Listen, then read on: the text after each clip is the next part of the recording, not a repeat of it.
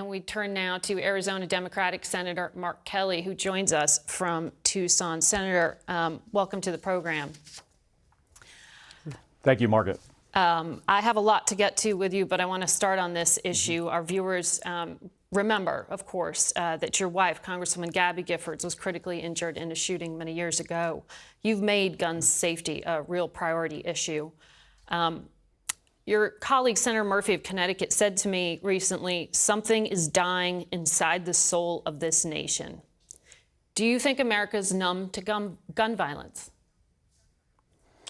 Well, I don't think we're numb to it, and it's really heartbreaking to see moms across the country terrified about sending their kids to school. I mean, it's not the country we should live in. I have a 2-year-old granddaughter, and in her preschool, she's already gone through one lockdown. Now, she's 2, she doesn't know what it was, but I mean, this, if we don't make some serious change, this is going to be her experience growing up. We have some of the most permissive gun laws in the world, and we have some of the highest levels of gun violence. We passed this bipartisan Safer Communities Act. It is a step in the right direction, but it's only one step, and there is more we can do. On that law, as we just talked about with Mr. Hutchinson, it gave $1 billion for school mental health resources. About $188 million has been awarded to about 30 states so far. Is that money moving fast enough? Is there more that can be done with these resources already allocated? Well, I think this issue is so important to address and so tragic. And, you know, Margaret, I'm a gun owner. I'm a supporter of the Second Amendment, but we make it so easy for irresponsible people and criminals to get access to firearms.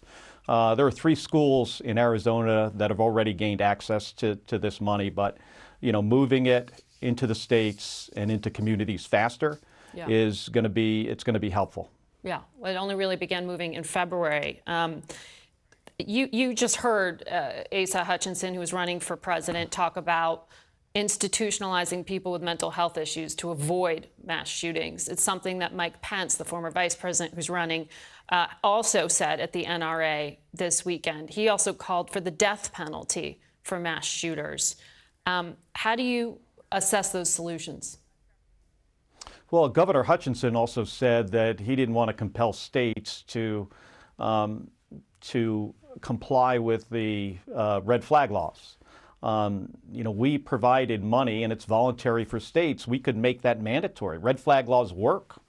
I mean, we have data that shows that in states that have red flag laws, you prevent gun violence. So that's certainly a place to start. And we provided money for mental health services. We've got a mental health crisis in our country. There's more we can do. But, you know, listen to the former vice president to say that this isn't about, you know, firearms, not about guns. I mean, it is. I mean, we just make it way too easy. How about, you know, more background checks? You know, here in the state of Arizona or Texas or many places, you can go to a gun show and get a gun without a background check. That doesn't make sense to most Americans. We have to take a break here, Senator. I want to talk to you on the other side of it about your recent trip to Ukraine and other issues. So please stay with us. More from Senator Kelly in 1 minute. We're back now with Arizona Senator Mark Kelly. Senator, I know you just returned from Ukraine. So I want to ask you about this news that we got confirmed essentially this week in these leaked Pentagon documents that estimate Ukraine will deplete their stock of anti-aircraft missiles within weeks. It's been widely reported how quickly they're going through ammunition. How concerned are you that this is going to give Russia the opportunity to have air superiority? Well, Margaret, I spent 25 years in the United States Navy. I flew in combat. This is my first time I've actually, you know, went to a war zone, a country that's been brutally attacked by Vladimir Putin. There's war crimes committed every day. I mean, the situation is just heartbreaking. You know, one of the things we were looking at was, you know, their ammunition supply. I don't want to comment specifically on the classified intelligence here, but we have to make sure that we continue to give them the weapons and the weapon systems that they need to be successful. We cannot allow Putin to win this thing.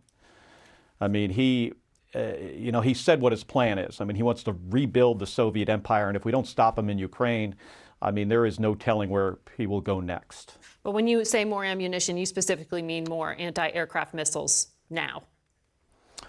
No, I mean, there's, rounds for their howitzers. They need to, their air defense system is challenged as well. I mean, that's what you're specifically talking about. Neither Russia nor Ukraine have air superiority at this time. That's important in a combat zone, and to get it is challenging, and they're using a lot of their weapons. I mean, HIMARS is another example. So the purpose of this trip was to see what they need, see what we can supply. I'll go back to DOD and to the administration and give them, my assessment of what the situation in Ukraine is. President Biden has said they don't need F-16s. You disagree? Well, I think it's something we need to look at, and I've communicated that to the Department of Defense and the administration. We recently evaluated here in Arizona, in Tucson, where I live, 2 Ukrainian F-16 pilots. I spoke to the instructor pilots. It's still unclear exactly how they want to use the F-16. They're looking for the next game changer. F-16 is not an artillery piece. It's not a tank. It's very complicated and hard to maintain. Yeah. We've also looked at some other options. I mean, there are other countries that have F-16s as well. That might become an option, but it's going to take some time. I mean, the assessment here is it'll take about a year to train, 12 Ukrainian, if we go that route, 12 Ukrainian MiG-29 pilots.